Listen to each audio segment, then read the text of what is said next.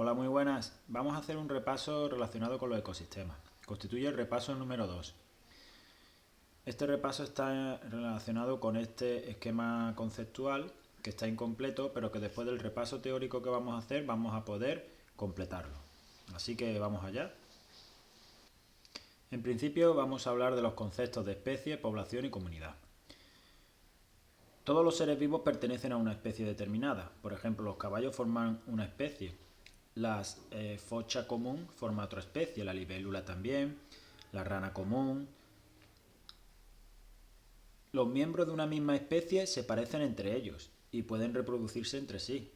Aquí tenemos el ejemplo de la focha, se parecen entre ellos y entre ellos sí se pueden reproducir, pero miembros de una especie con otra especie distinta no.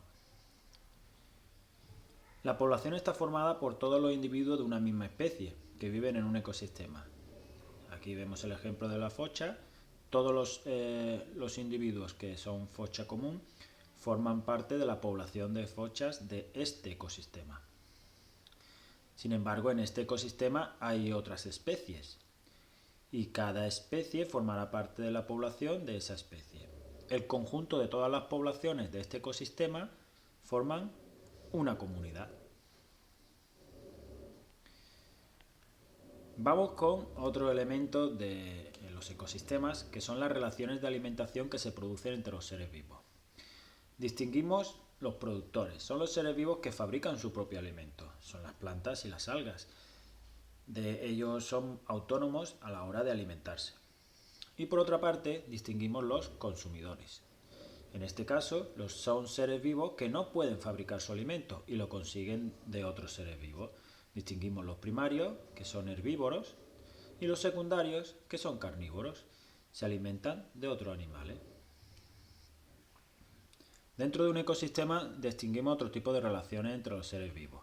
Distinguimos las competencias, relaciones en que varios seres vivos compiten por un mismo objetivo, por ejemplo, vivir en un mismo lugar, como los huecos de los árboles, como por ejemplo el lirón y la ardilla, o alimentarse de un mismo alimento. Mutualismo. En este tipo de relación, los dos seres vivos se benefician. Las abejas se alimentan del néctar del polen de las flores y las plantas consiguen un medio de transporte para que su polen llegue a otras flores. Porque el polen de esa flor es transportado por la abeja a otra flor. Comensalismo. En el comensalismo es una relación en que un ser vivo se alimenta de los restos de comida de otro, que no sufre ningún perjuicio. Aquí vemos la rémora y el tiburón. La rémora se alimenta de los restos de alimento que le sobran al tiburón. Y al tiburón eso no le importa, pero la rémora se beneficia. Parasitismo. En este caso, un ser vivo tiene un beneficio de otro, que resulta perjudicado. Tenemos el ejemplo de las pulgas, que se le chupan la sangre al perro para alimentarse y los perros salen perjudicados porque se le produce un picor intenso. Bien, en un ecosistema no solamente hay relaciones entre los seres vivos, también hay relaciones entre el ser vivo y el medio. Por ejemplo, la adaptación. El ser vivo ha de estar adaptado al medio en el que vive. Aquí vemos un ejemplo de la serpiente que está muy bien camuflada y eso le permite capturar a su presa sin que se dé cuenta, o también de protegerse de cualquier depredador que le pueda atacar. Otro ejemplo sería el cactus, por ejemplo, una planta muy adaptada a terrenos desérticos donde hay poca agua. Una otra relación entre seres vivos y medio es que los seres vivos transforman el medio, lo modifican. Por ejemplo, el topo, que cava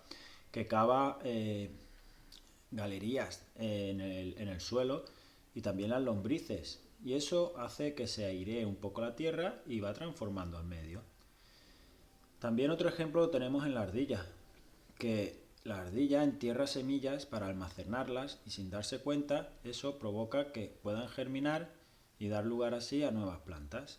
Y de esta manera transforma el medio en el que vive. Dentro de los ecosistemas podemos hablar del medio físico. El medio físico puede ser un medio físico acuático o terrestre. Vamos a estudiar en este caso los distintos ecosistemas acuáticos. Distinguimos el ecosistema marino. Se caracteriza porque sus aguas son saladas y por el continuo movimiento del agua debido al oleaje y a las corrientes. Tienen muchas sales disueltas sus aguas y eso va a influir en los seres vivos que puedan vivir en él.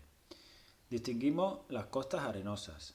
Son costas de arena fina en el que pueden vivir animales generalmente pequeños que se esconden o se protegen en la arena, como los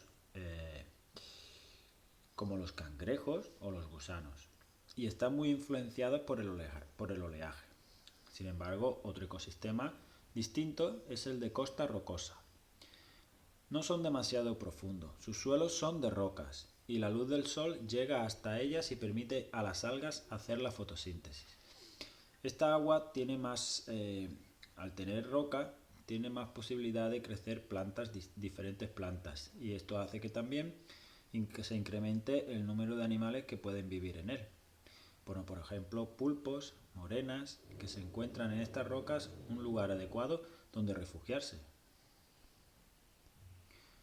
Por último, distinguimos el tipo de ecosistema de mar abierto, que se encuentra lejos de la costa, en aguas ya profundas. A partir de los 100 metros de profundidad, la luz del sol llega con dificultad, y es ahí a partir de donde las algas microscópicas no pueden hacer la fotosíntesis. En este tipo de ecosistemas viven una gran variedad de animales, pequeños y grandes. Por ejemplo, podemos encontrar desde medusas hasta ballenas. Por otro lado tenemos los ecosistemas de agua dulces, que no están en el mar, están en tierra adentro principalmente, y sus sales tienen pocas sales disueltas, no son aguas saladas como las del mar. Podemos distinguir ríos, lagos, lagunas o estanques. Por ejemplo, los ríos se caracterizan porque sus aguas están en continuo movimiento y eso influye en los seres vivos que viven en él. Tienen que estar adaptados a esta continua corriente. Por ejemplo, las truchas son especialistas en refugiarse en los huecos que dejan las grandes piedras que se forman en el lecho del río. Por otro lado tenemos las lagunas, que al contrario que los ríos, el agua tiene poco movimiento y eso permite que crezcan plantas herbáceas con las raíces enterradas en el fondo, como los juncos. Y la mayoría de los animales son aves, como las fochas, que se refugian en la vegetación, y otros como las ranas. Es parecido al ecosistema que vimos al principio. Me refiero a este ecosistema.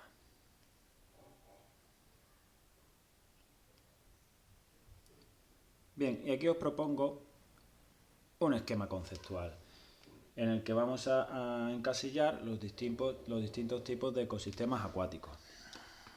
Al principio tendríamos que poner ecosistemas acuáticos y a ambos lados tenemos dos cuadritos del que tienen que salir los ecosistemas de agua salada, que son los ecosistemas marinos, y los ecosistemas de agua dulce. De los ecosistemas de agua dulce van a salir dos tipos, son los ríos y las lagunas. Son los que principalmente hemos estudiado. Y por otro lado, en la izquierda, vamos a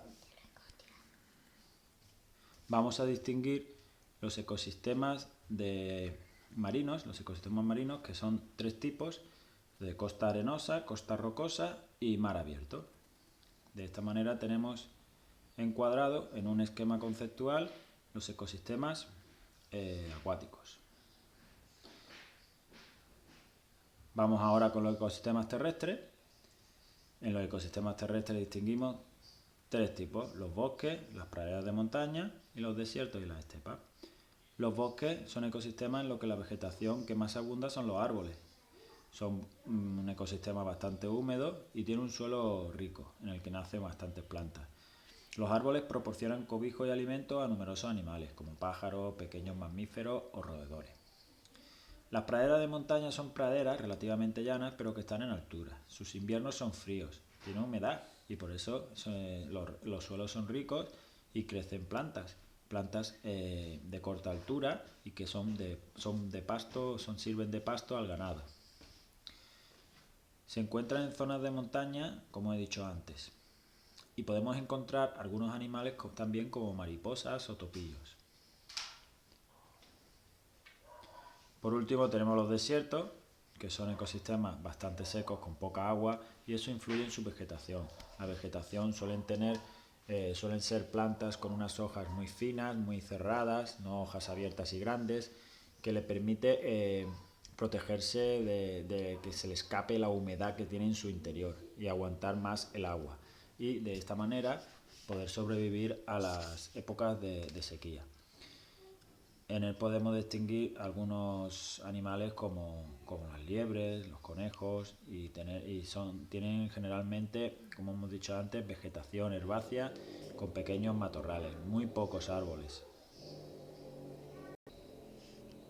Después de este repaso podríamos hacer estos ejercicios.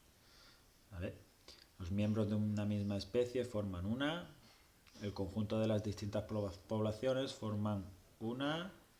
¿Qué diferencia hay entre los seres vivos productores y los consumidores? ¿En qué consiste la relación de comensalismo y la de mutualismo? Pon un ejemplo de ser vivo que transforma el medio físico en el que vive. Completa el esquema sobre los tipos de ecosistemas acuáticos y explica cómo es el ecosistema acuático de costa rocosa. ¿Qué 3 tipos de ecosistemas terrestres hemos estudiado? Podemos hacer estos ejercicios y también podemos ya completar el ecosistema del principio. Me refiero a este ecosistema. Los ecosistemas podemos distinguir relaciones con el que transforma el medio, los seres vivos se adaptan al medio, los de alimentación distinguimos productores y en el tendríamos que poner consumidores, relaciones entre seres vivos, mutualismo, comensalismo en el apartado de parasitismo y competencia. Por otro lado, los ecosistemas distinguimos los componentes. En el medio físico distinguimos medio físico acuático y en el A pondríamos terrestre, medio físico terrestre, los distintos tipos de ecosistemas terrestres que hemos visto. Y en cuanto a los seres vivos, podemos distinguir individuos, que sería la especie de animal, población, que sería el conjunto de seres vivos de la misma especie, y aquí en el B tendríamos que poner la comunidad, que sería el conjunto de todas las especies que hay en un ecosistema. Y de esta manera completamos este ecosistema y el repaso número 2 de Ciencias Naturales. Muchas gracias y espero que os sirva de ayuda.